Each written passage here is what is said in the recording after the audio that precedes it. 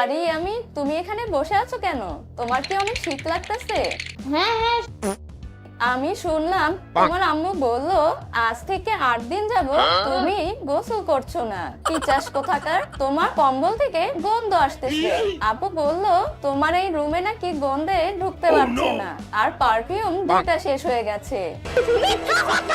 আর তুমি কি হ্যাঁ গিদর কোথাকার? গিদার আমি নাকি তুমি? আচ্ছা যাই হোক ইয়ামিন, যেটা বলতে আসছিলাম, আমরা বাইরে পিজা খাইতে যাচ্ছি, তুমি যাবে? ওয়াদা বড় আছে সাম্বা। কিন্তু ইয়ামিন, গোসল না করলে তো আমাদের সাথে তুমি বাইরে যেতে পারবে না।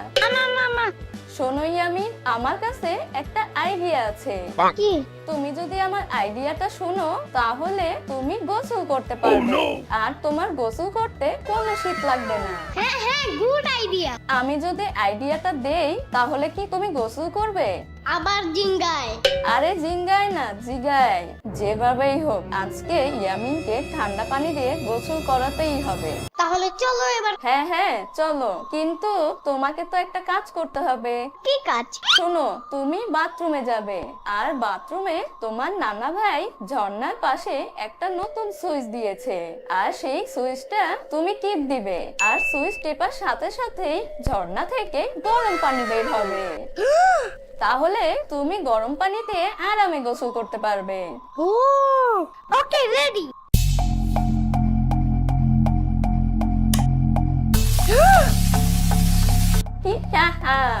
ইয়ামিনকে গরম পানির কথা বলে ঠান্ডা পানি দিয়ে গোসল করাই দিলাম।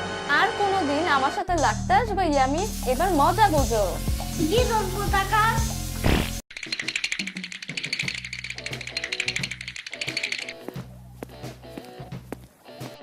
আপু আপু, টিভি রুমটা এত ঠান্ডা হয়ে আছে কেন? জানালা লাগাও, পর্দা লাগাও। যেদিকে তাকে সেদিকে শীত শীত শীত শীত, এত শীত কেন? ওরে বাবারে, রিমোট তো না, যেন বরফের টুকরা, রিমোটটাও ঠান্ডা হয়ে আছে। উফ, দুধ তারিকা, এই টিভি রুমটা ঠান্ডা হয়ে আছে, তার থেকে আমার রুমই ভালো, সব সময় গরম থাকে। আরে তোর তো সব জায়গায় শীত লাগে, তোরে যদি হিটার রুমেও রাখি তুই তারপরও মুরগির ছাড় মতন চেঁচা করবি। তোর শীত বেশি, কারণ তুই মানুষটাই এরকম। দুধ তোমার মতন নাকি গন্ডারের চামড়া? আমার তো মানুষের চামড়া। আম্মু কয় গন্ডারের চামড়া, ওইও কয় গন্ডারের চামড়া। সত্যি কি আমার গন্ডারের চামড়া? চেক করা লাগবো। আই তোর কম্বল নিয়ে এখান থেকে সর, আমি টিভি দেখবো। কি রে, তুই আবার পারফিউম দিছিস নাকি? আমি পারফিউম শেষ হয়ে যাওয়ার ভয়ে একটু একটু করে দেই, তুই আমার পারফিউম দিছিস না? কই? না, তুই অনেকখানি পারফিউম দিছিস, ঘেরানে বসা যাইতাছে না। আয় না আপু, একটু একটু দিছি। কি হয় একটু পারফিউম দিলে? কি কস, তুই একটুখানি পারফিউম দিছস, পুরো বোতলটাই ঢাইলা দিছস। নিজেও পারফিউম দেস, কম্বলটারও পারফিউম দেস। গোসল করস না 9-10 দিন, গন্ধ ঢাকস পারফিউম দিয়া। পিচাস কোথাকার, সারাদিন রাস্তার পাগল গো মতন কম্বল মুড়া দিয়া থাকস। শীত নাই গরম নাই, তোর একটা কম্বল দরকার, কম্বলটাও তো ময়লা হয়ে গেছে, পুরো পাগল নি। আপু তুমি কেমনে জানো পাগলরা কম্বল মুড়া দিয়ে থাকে? তুমি ওকে কোনো কালে পাগল ছিলে নাকি? আরে সাম্বার বাচ্চা, আমি যদি পাগল থাকতাম তাইলে তোর মতন এরকম বইয়াই থাকতাম। আমি ভালো বুঝছ না, এর লেগে আমি সবসময় এইভাবে থাকি। তোর মতন সারাদিন করি না। আজকে আমার কেউ নাই বইলে তুমি আমার এরকম বলতে পারলা? থাক, আমার কম্বলই আমার লগে আছে, আমি থাকবো না তুমি এখানে বয়া, আমি যামুগা। ওই দাঁড়া, আমার ফ্যানের সুইচটা দিয়া যা। ফ্যানের সুইচ ঠান্ডা, আমি দিতে পারবো না, তুমি দিয়া নাও। আরে তুই কোন জগতের মানুষ? ভাই আমি এলিয়েন, তোমরা মানুষ, তোমরা বইসা ফ্যানের বাতাস খাও। উহু উহু উহু উহু। আরে দুলা ভাই, তুমিও এখানে ফ্যান ছেড়ে বসে আছো? বুঝলাম না, তোমাকে কি শীত লাগে না? আমি এলিয়েন, তোমরাই মানুষ, তোমরা শুধু ফ্যানের বাতাস খাও।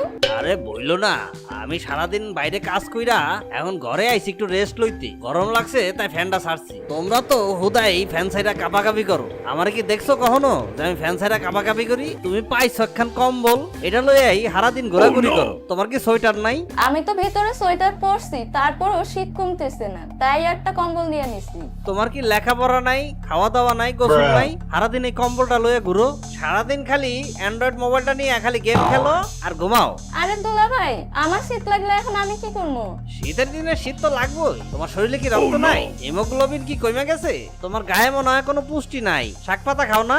পাইছো এক চিকেন ফ্রাই, সারাদিন খালি চিকেন ফ্রাই খাও। আমগো তো শাক পাতা শুটকি খাইয়ে দেখো, শীত তোমার ধারের কাছে আইতে পারবো না। শুনেন দুলা ভাই, আপনার বডি দেখলেই বোঝা যায় যে আপনি ঘাস গোটা যা পাবেন গরুর মতন খায়া ফেলবেন। আপনার শীত আসবো কইতে, শরীরে তো শুধু চর্বি ভরা। আর শাক পাতা খাইলে যদি শীত কমে যেত তাহলে তো মানুষ কম্বল আবিষ্কার করতো না। আরে শালি, কম্বল তো আবিষ্কার হইছে তোমার মতো রোগী গলাই গাই, যাদের শরীরে কোনো রক্ত নাই, তারাই সারাদিন কম্বল গায়ে দিয়ে হাঁটে। সাদের কম্বল, তুমি আমার সম্বল। তোমার জন্য কত কথা শুনতে হয় মানুষের কাছে, আজ কেউ নেই বলেই আমার এত কথা শুনতে হয়। আরে এই কয়দিন ধরে তুমি কম্বলটা গায়ে দিয়ে রইছো, কম্বলটা তো ময়লা হয়ে গেছে, যাও এটা ধুয়ে আনো। আর শালি, আমি দেখছি তুমি একটা কাপড় পাইলে ওটার যান জীবন কিছু রাখো না। ছোটবেলাও যখন আমি তোমার কাপড়গুলা কিনে দিতাম, সবার আগে তুমি ওই কাপড়গুলা ছিঁড়া লাইতা। একটাই মাত্র শালি পাইলাম, তাও আবার গিদার। কয়দিন হয়েছে কম্বলটা নিছো, ডইলা মুসরে এটার করছোটা কি? আর গোসল করো না কতদিন? পারফিউম দিলে কি গন্ধ ডাকে? গন্ধে থাকা যাইতেছে না, মনে হয় কেউ হাগু করে দিল। আমার একটুখানি ইয়ামিন কত সুন্দর ভাবে চলে, আর তুমি কত বড় দাম দি কেমনে চলো? তোমার বিয়ে দিলে কত বিচার যে আইবো, ওই চিন্তায় আমরা রাইতে ঘুমাইতে পারি না। তোমার জামাই যদি আইসা আমার কোনো ধরনের বিচার দেয়, ওইটাই আগে বিশ্বাস করবো, কারণ আমি জানি আমার শালিটা কেমন।